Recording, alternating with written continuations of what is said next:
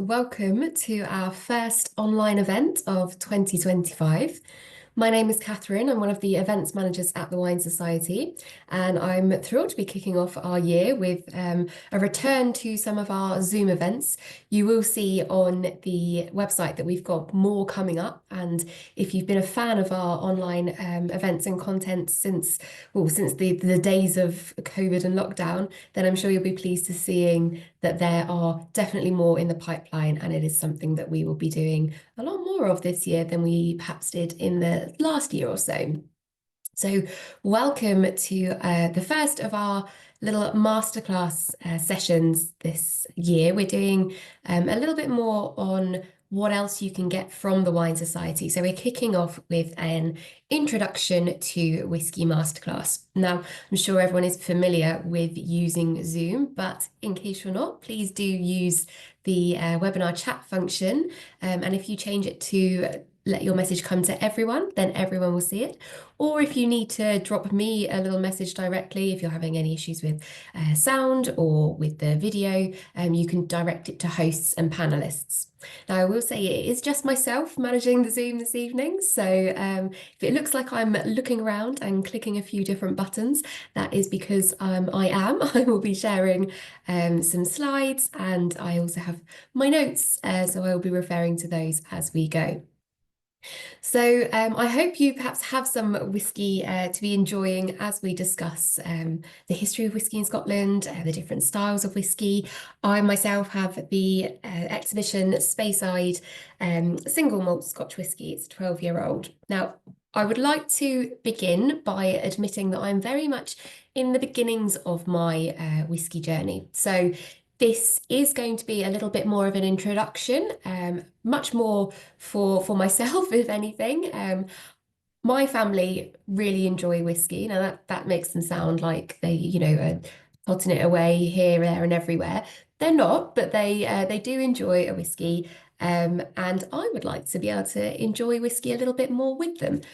So one of my sort of aims, perhaps for this year, is to look a little bit more at the different things that I enjoy drinking and sampling, and whiskey is one of those ones. It's also very fortuitous that we are very much on the brink of Burns Night on Saturday. It's a celebration of Scotland's favourite son, Robert Burns, and so you may know he is also was also quite the fan of whiskey, with many a poem, some writings, tales, and songs about it that he performed in his short life, actually. But yeah, so it feels quite fitting that we are on top of that and ready to talk about some different whiskies. Now, I would love as well that if there are any questions, please do pop them in the Q&A.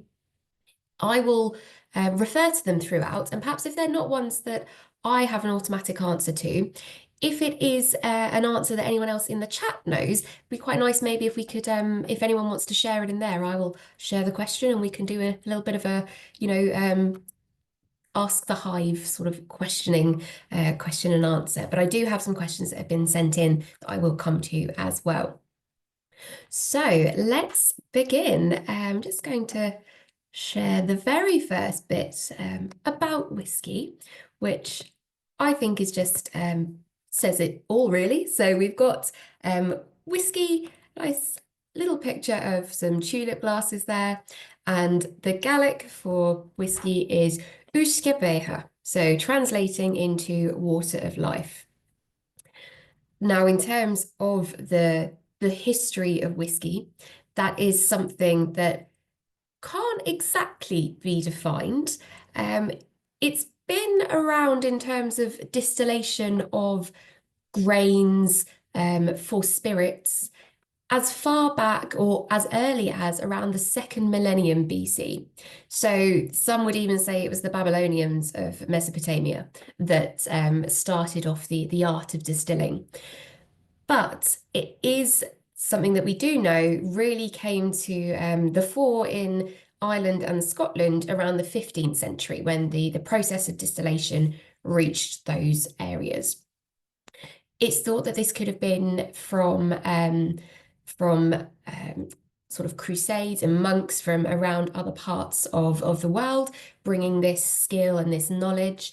And also it fits with the sort of the grain quantity that were apparent in the regions of Ireland and Scotland. And we will be focusing more on Scotland, well, fully on Scotland, for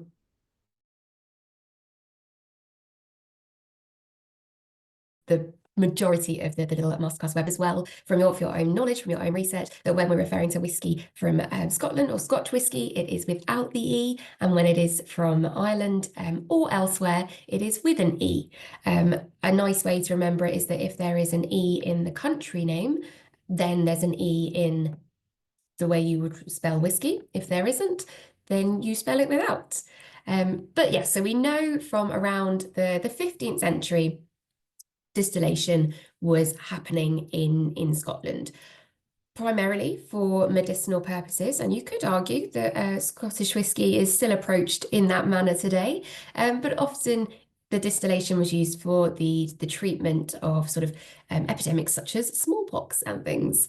And John has just commented that yes, when Henry II invaded Ireland, it was recorded that the Irish were drinking strong waters, i.e. whiskey, and that they were. One of the things that sort of put a bit paid to the whiskey production in Ireland particularly is well, it's the English, and primarily the introduction of the English malt tax in 1725 meant that whiskey became classed as moonshine, which caused many of Ireland's distilleries to be shut down or go underground. So it did have a little bit of a blip. I would say perhaps minor in the breadth of things that England put on Ireland. But it does mean that although there were still duty laws and tax laws for Scottish distillation of whiskey, they perhaps weren't as put upon as their Irish counterparts. Now, Scotland is home to over 150 malt and grain distilleries. We will come on to talk a bit about the difference between the malt and grain distilleries, but it just shows you how much of a craftsmanship and really important product it is for Scotland. It'd be very easy to, wax lyrical in stereotypes about Scotland and whiskey, but you only have to taste a little lineup and you will see the difference in style, the difference in flavor, the difference in quality as well. That's not to say, it goes from very bad to very, very good. I would say it starts pretty good and goes to really great. So it really is something that is a key industry in Scotland. Just as we are talking about Robbie Burns being just on the penultimate eve of Burns Night, I just thought it was fun to share one of his little quotes, which was "Freedom and whiskey gang together, tak aff your dram," which was from the author's earnest cry and prayer, which was a rally he wrote against the Scotch Distillery Act of 1786. Which was a protectionist act which created to benefit London's gin distillers by hiking the duties on whiskey that was exported to England and taxing Scottish still capacity, so the stills in which the whiskey was distilled in. I will say as well, if this is the sort of thing that is perhaps of interest to you, hopefully you'll come away with this thinking, oh, that was a nice way to spend the best part of an hour. Do let us know if you would like us to go a little bit further into other spirits and the history of them and perhaps the different styles, because, we are the Wine Society, but it's not just wine that we can offer you. And we've got a strong history of whiskey at the Society. So after the little sort of abridged intro there, let's go on to talking a little bit more about how whiskey is influenced. Now, much like wine, and I will refer to wine as a reference point throughout, because it's what I know the better of. But much like wine, there are key things that influence, the flavour the resultant whiskey that you will enjoy in your glass. And those key things are water, peat, the location of the grain sourcing, and the distilleries and the casks that are used. So those are sort of 5 key things to consider when you are considering the flavors of whiskey, but that's not an exhaustive list at all. I would say that perhaps water is one of the things that, as a core ingredient to the creation of whiskey, is something that is really considered perhaps a little bit more strongly by the distillers, as well as the quality of their grain. It's worth noting here that the difference between grain and malt whiskey is the cereal that is used. So you can have grain whiskey, which is a combination of a variety of cereals, or you can have malt whiskey, which is produced from 100% malted barley. Grain whiskey may or may not include a proportion of malted barley, but malt whiskey will be 100% malted barley.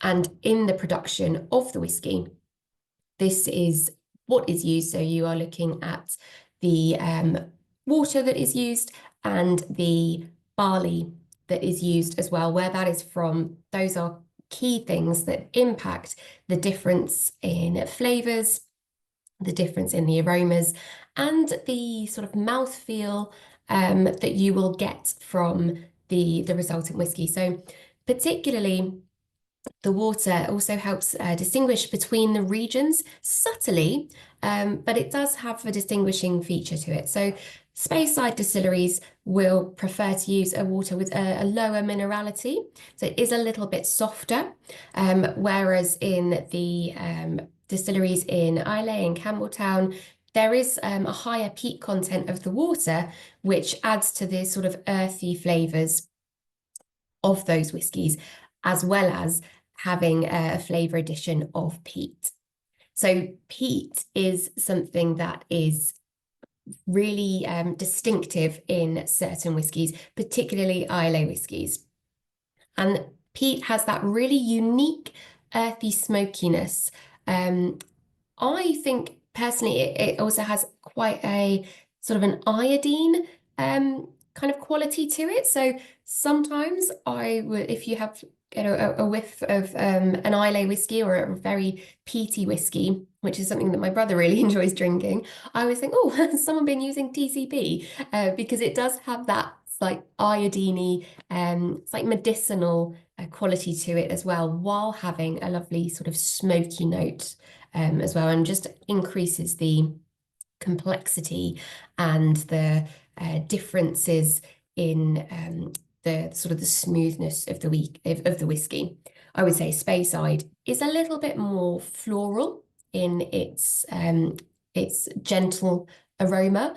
That's not to say it's a gentle aroma. I would say whiskey is something that is a strong aroma regardless of where it is from. But it does have that little bit more of a floral, perfumed quality than whiskies from the iodine. Sorry, I just saw the word iodine from the Islay region. Yes, so David, you're drinking the Lefroy first. Oh, that sounds like you have yourself a little tasting lineup, perhaps, of whiskey to be enjoying this evening. The location as well of the distillery really influences the taste, both through the peat, but also the locality and the climate. So when you are looking at the coastal distilleries of Islay and Campbelltown, they tend to have much more of a distinctive coastal flavour, much like you can get with the coastal regions where wine is produced, and you can often have a little bit more of a briny salinity, that lovely minerality that we like to refer to it as. And similarly, coastal regions where whiskey is produced also bring through that sort of briny, seaweedy note. In a contrast, when you're looking at the lowlands, they are a little bit more renowned for more grassy flavors. So perhaps a little bit more of that sort of grassy leading into a sort of a hay kind of note, which can add a little bit of sweetness to those whiskies in flavor. Of course, as well, the distillery will have its own sort of practice, its own history, its own traditions, much like champagne houses have a particular champagne style that they would want to create. You have the same with distilleries. The way that they run the still, the type of still that they'll use, what proportion of spirit is taken, they all influence what you get as your finished product. And then finally, it is the cask, which can really impact on the resultant flavors that you are getting in your whiskey. Again, very similar to the maturation vessel that is used in winemaking. So experts could agree that there's as much as 60 to 80% of a whiskey's flavour is actually imparted during its time in cask, with the type of cask, the time spent in cask being the two main factors. We'll talk a bit more about casks when we come on to talking about the whiskey, the sort of history of whiskey and the society that we have together. But particularly it's the where we've had the use of pre-used casks that are predominantly used for maturation. The flavours that have been created in their previous lives will then also have an influence on the whiskey that is then matured in them. Again, as well, different types of oak that are used, different toasting levels, and the age of the cask. Oh, it does look, yeah, you've got a Welsh whiskey next. Ah. So that maybe doesn't go with my, what I thought was a helpful, if it's got an E in the name, it's spelt with an E, but we all know what whiskey is to go. And Peter, you've also started with a Lefroy and then not sure why. Okay. So that's an interesting thing as well, that we'll come on to talking a little bit about how you taste whiskey. Because yeah, you would perhaps imagine that if you were doing a wine tasting, you would start with a lighter wine, whereas you both have gone full in with a nice peaty whiskey to start. But you know what? If that's the style you enjoy, then you enjoy it, because I think like wine, there is so much scope with whiskey. There's so many different styles, so many different ways to enjoy it, that actually, there's room for it all in a way that whatever works for how you want to enjoy it, whether you want it with water, with ice, in a cocktail. It really, really is something that is quite broad. And the countries of production as well for whiskey now are very much broad. You're looking at some of the whiskies coming out of Japan, which are really, really high quality, great sort of silkiness to them, and very interesting as I'm detouring slightly, I apologize, but it's when you're looking at where whiskey is moved around the world, and much like perhaps the appreciations of stronger, high quality red wines in China, you look at whiskey in Japan and it's coming a little bit more of the prestige that is carried with it as well. So there's a very cultural impact of whiskey, as well as it being a very nice thing to drink. So I suppose the important thing to talk about first here is how whiskey is actually made. You've got the 5 stages for making a whiskey. So you've got malting, mashing, fermentation, distillation, and then maturation. So we'll go to malting to start with. That is the first step is malting the grain. This is particularly for a malt whiskey, or if you are making a grain whiskey, but you want a proportion, excuse me, of malt grain in your blend. So barley is the cereal used in Scottish whiskey. The starch contained in the barley is converted to sugar in the malting process, and that will be later used by the yeast to create or produce the alcohol. So the malting is that first step. So they collect and select the barley. It's soaked in water for a couple of days.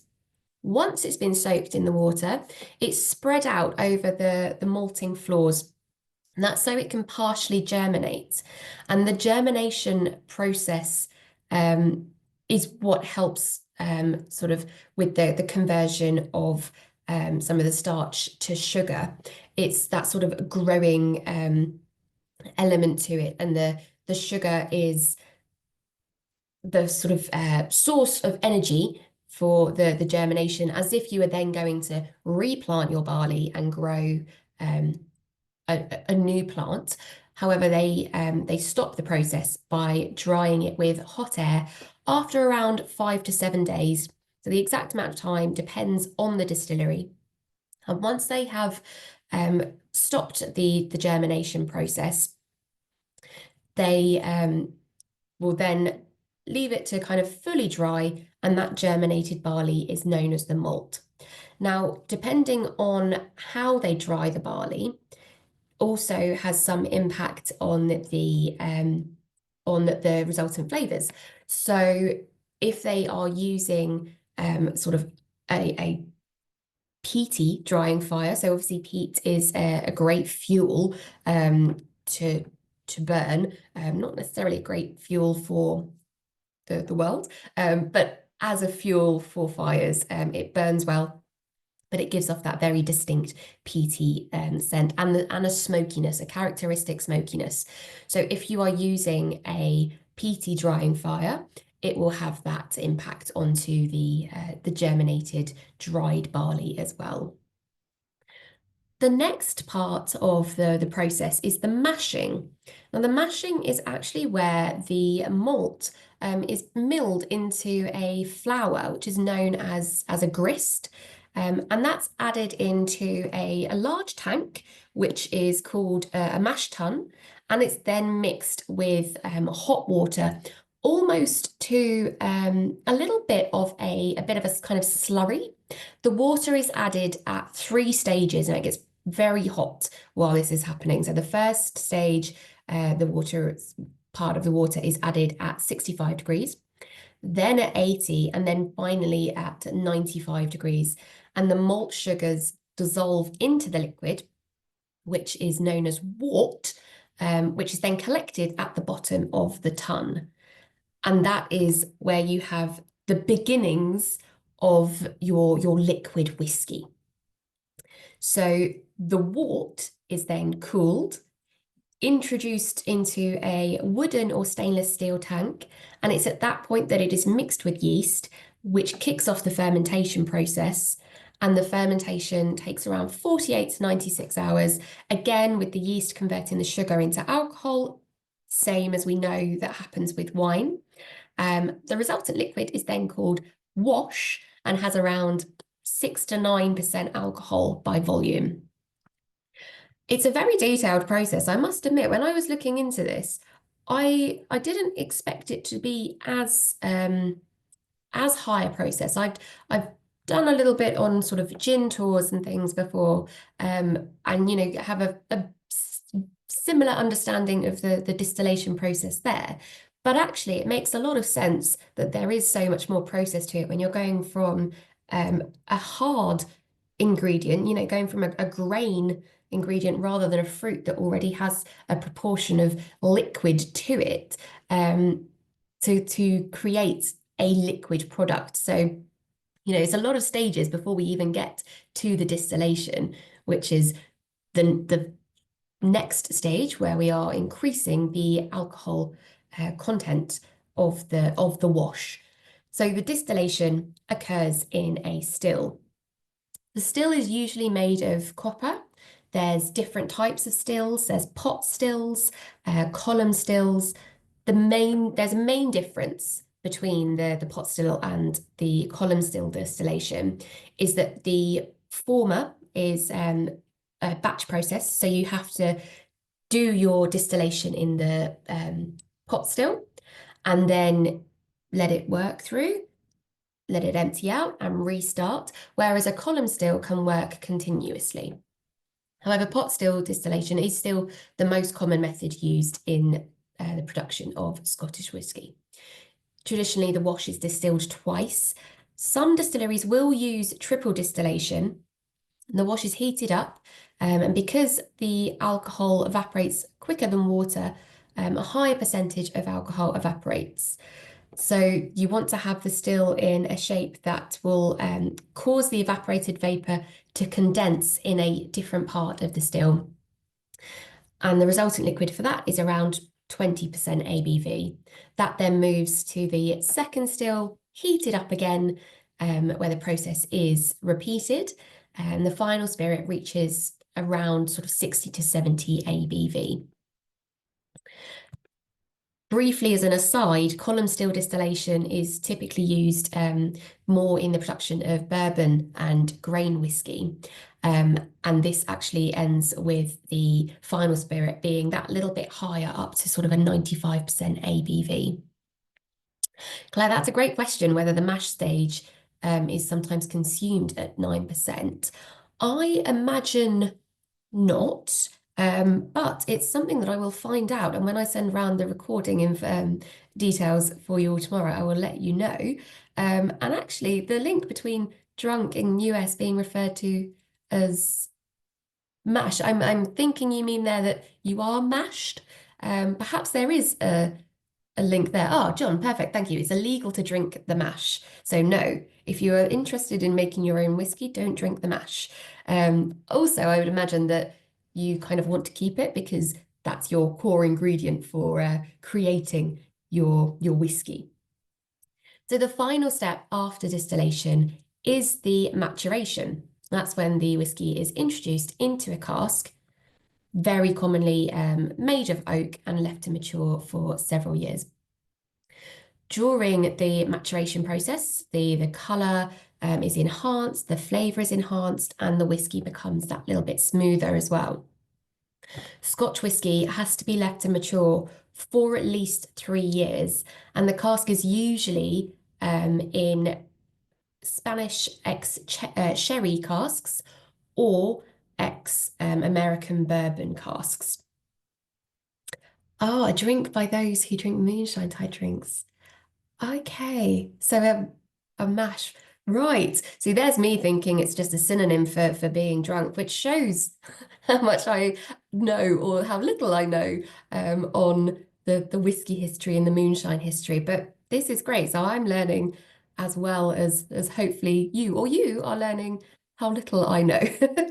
But that's something that is definitely another thing to perhaps look into, Claire. Perhaps we will do something later down the line more on sort of the prohibition and illegalities of different alcohols, because there is a lot of history there as well. And I've seen in the chat at the top, we've had some great suggestions of other spirits to look at in different sessions as we go. So thank you. I'll pass those to the team and we'll see what we can do.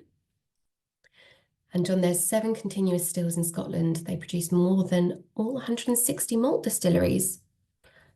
That is very interesting. Do you know which distilleries that they are in, which the continuous stills, and then presumably that's the column still?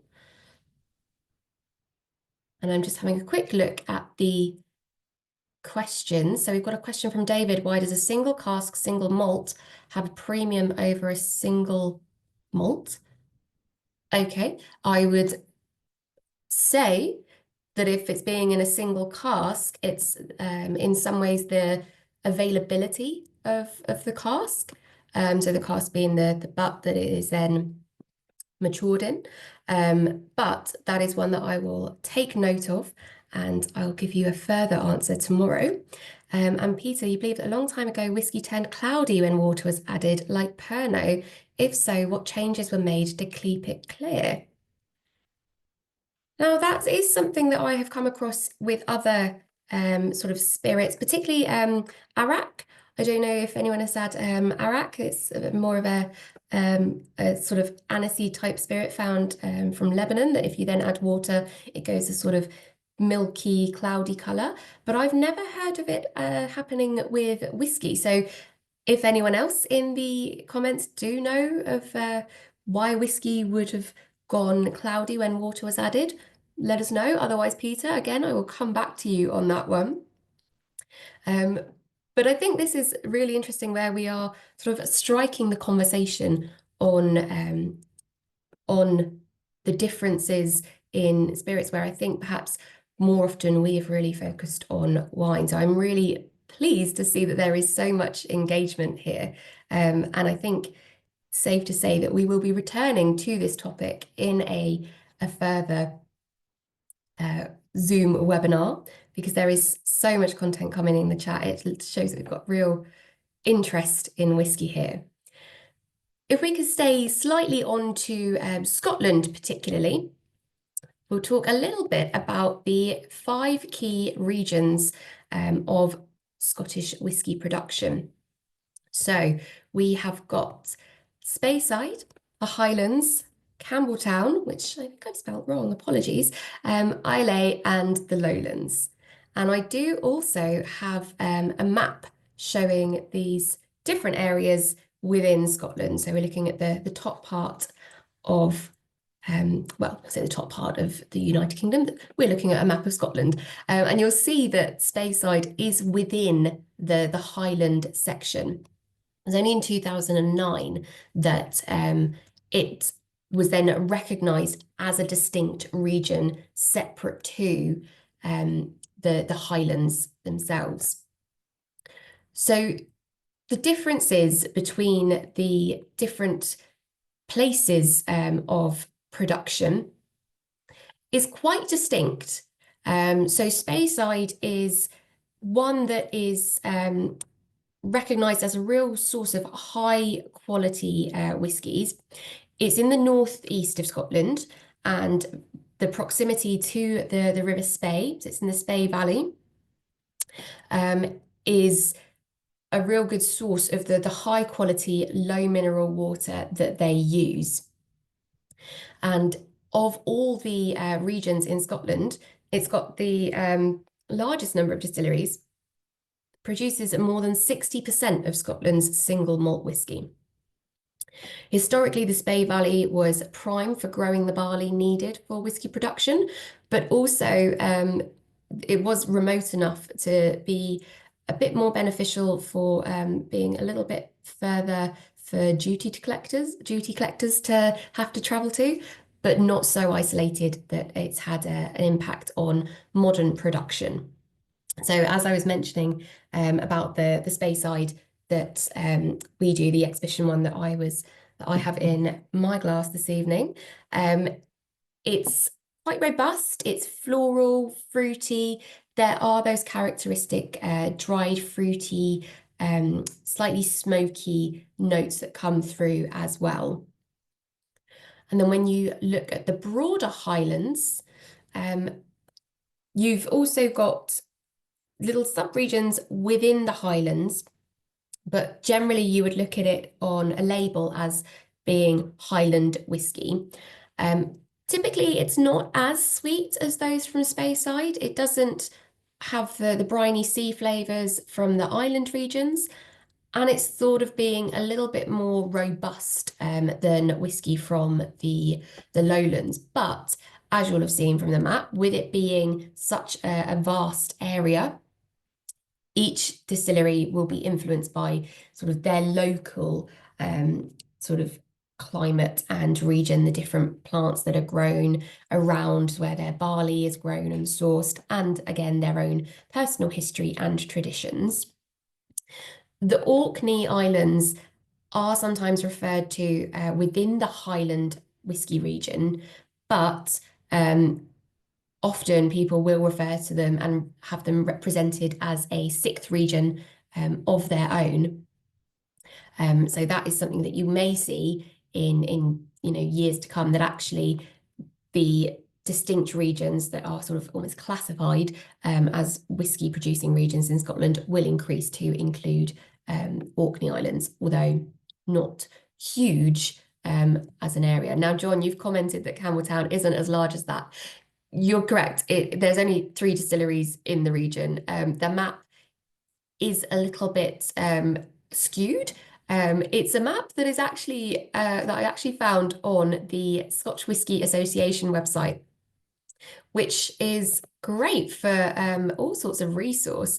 And if you are thinking of taking a little trip up to Scotland and wanting to do any whiskey tours, they've got a whole host of information on there.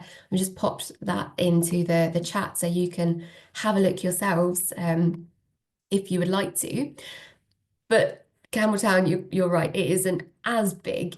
It's a slightly more remote island, and it was historically home to around 34 distilleries. Um, but it is now that there's only smaller distilleries there. The last 15, the smaller in terms of only three, but the last sort of 15, 20 years has seen a bit of a revival of distilling on the island. And there was the reopening of Glengyle in 2004, which was quite an encouraging sign for Campbelltown whiskies. Now, those ones are whiskies that are known for their briny flavours, that are generated as the casks are matured in warehouses by the sea, which, if you wanted to put that in context of winemaking, that is very similar to sherry production, where you have those sort of savoury, briny notes from the proximity to in San Lucar de Barrameda. So where they are near the sea, they have the sea air imparting those lovely briny, savoury salinity flavours, as well as some sort of again smokiness from the malting production. And these ones often have a little bit more of a bitter, toffee, vanilla note to them as well. Then we go on to Islay, which is the southernmost of the Hebridean Islands, which is on the west coast of Scotland. And like Campbelltown, it may be small, but their whiskies have a real distinctive punch, which has gained them, world renown. And it's some of the most sought after whiskies in Scotland. Now, see, a few of you are enjoying Lefroy already this evening. You've also got Ardbeg, you've got Bowmore, just some of the distilleries that are producing whiskey in Islay today. And they are really renowned for their smoky, briny, iodine flavours. But not all Islay whiskies are peated. And they also do have notes of sort of not quite stony, but sort of fleshy pear and apple to them, that sort of orchardy fruit. So if peat isn't to your taste, but you still perhaps would like to explore the different whiskies Scotland has to offer, then Islay do have other whiskies that aren't as high proportioned in those sort of peat flavours. And then when we come to the lowlands, we are considering the region of Scotland that covers most of southern Scotland, where the terrain is that bit softer. It's more suited to arable farming. And this is prime barley producing land. However, most of the whiskey in the lowlands is grain whiskey, so it's for blends. There are a few notable exceptions, but it is the similar sort of vibe to where you have larger plains for wine production. So you have perhaps those grapes going into broader sort of bulk wines. So in the lowlands, you have more of the whiskey going into blended options. The lowland whiskies are known for their more grassy flavours. They've got quite a cosy, spicy taste to them. There's some nice cinnamon and a little bit of like a flowery, floral note to it as well. In some of the older productions in the lowlands, there is a little bit more of that peaty, smoky flavour. But for the more modern market, it is more that the lowlands produce without those influences. Now, in terms of the types of whiskey that is produced, we mentioned that there is malt whiskey, which is produced from 100% malted barley. There is grain whiskey, which is made from a variety of cereals, which may or may not include a proportion of malted barley. And then you've got blended whiskey, which is a combination of malt and grain whiskey. Blended whiskey tending to be that bit more affordable in style. And also it can marry the flavours quite nicely of having the more specific, distinct malt flavours with a slightly broader grain flavour. How we are sort of associated with whiskey at the Society is something that has come about from when we used to do our own bottling in on site in Stevenage. So that was way back when we first came to Stevenage, and then finishing up in 1992. So where we have that history, we used to have these the casks available. And these casks were what we wanted to then use to create whiskies. We worked with lots of great distillers in Scotland and using often sherry casks that we had used previously on our bottling line. And this reintroduction of these reserve cask whiskies is something that has really taken off over the last sort of a few years. So Sarah Knowles, MW, who is our buyer for spirits, she really has been championing this recently, and we currently have the 1993, so it's the sixth reserve cask selection available. So again, I'm just going to pop into the chat here a really great article that she has put together so that you can have a little bit of a read of where our cask reserve selection came from, why it's important to the Society, and the sort of thing that we would champion other than just the wines that we sell. I'm also going to share the different whiskies that we sell, which leads me nicely on to just talking a little bit about bourbon, because that is a question that's come up a couple of times. And David, in terms of whether you can save the chat, I think you can save it yourselves. However, I will get the chat, but I will abridge and send these links through as well tomorrow with the email with the recording. So if you find that you can't save it on the Zoom now, I will condense the information and get that to you as well. But there were some questions that came through about bourbon and the difference with it to whiskey. Now, let me get this right. So every bourbon is a whiskey, but not every whiskey is a bourbon. I think that's the right way around. And it's more that bourbon is primarily found in the United States, and the grain that is used is a high proportion of corn. It has to be made with at least 51% corn.